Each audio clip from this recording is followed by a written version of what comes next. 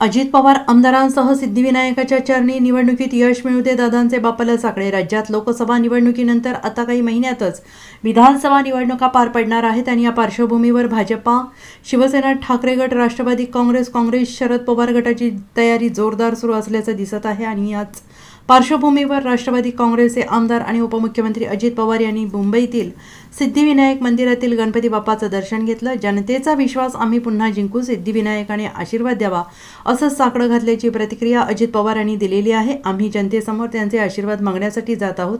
सिद्धिविनायकाने आम्हाला आशीर्वाद द्यावे। शेवटी जनता जनार्दन सर्व काही असते। लोकांचा विश्वास पुन्हा संपादन करण्यासाठी त्यांच्या समोर जाणार आहोत। चांगल्या कामाची सुरुवात ही गणरायाच्या दर्शनाने केली जाते आणि आज अंगारकी असल्याने माझ्या पक्षाचे आमदार, मंत्री आणि पदाधिकारी यांना घेऊन दर्शनाला आलो आहे।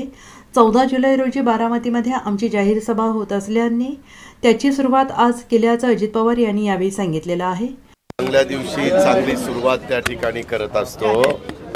आम्ही आज सगळे राष्ट्रवादी काँग्रेस पक्षाचे सर्व मंत्री, सर्व आमदार जाऊन अंगारकीचं सिद्धिविनायकाचं दर्शन घेणार आहे आणि तिथून 14 तारखेला आमची पहिली रॅली बारामतीतून आम्ही सुरू करतोय आणि एकंदरीतच येणाऱ्या विधानसभेच्या निवडणुकीच्या निमित्तानं काय साधारण निर्णय घेतले गेलेले आहेत, कुठल्या कुठल्या योजना दिलेल्या आहेत, त्या लोकांच्यापर्यंत पोहोचवणं आणि उद्याच्या काळामध्ये पुढं वाटचाल करत असताना हा विकासाचा मुद्दा घेऊन जनतेच्या समोर जाणं हा निर्णय आम्ही घेतलेला आहे।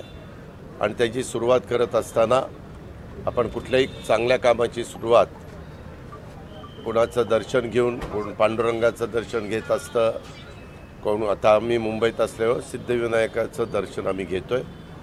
अंगारकी आहे, दिवस पण आजचा चांगला। विधान परिषद निवडणुकीसाठी अशा पद्धतीनं तुम्ही हे करताय का, प्रार्थना करताय?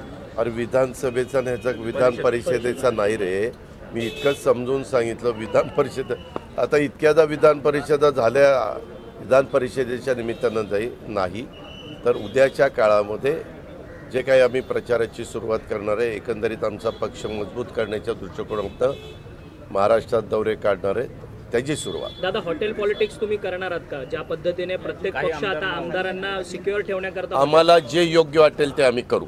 राज्यसभेच्या निवडणुकीच्या वेळी देवेंद्र फडणवीस यांनी महाविकास आघाडीवर डाव टाकला होता, यंदा अजित पवार महाविकास आघाडीवर एक मिनिट, तसलं काही तुम्ही अंदाज व्यक्त करू नका।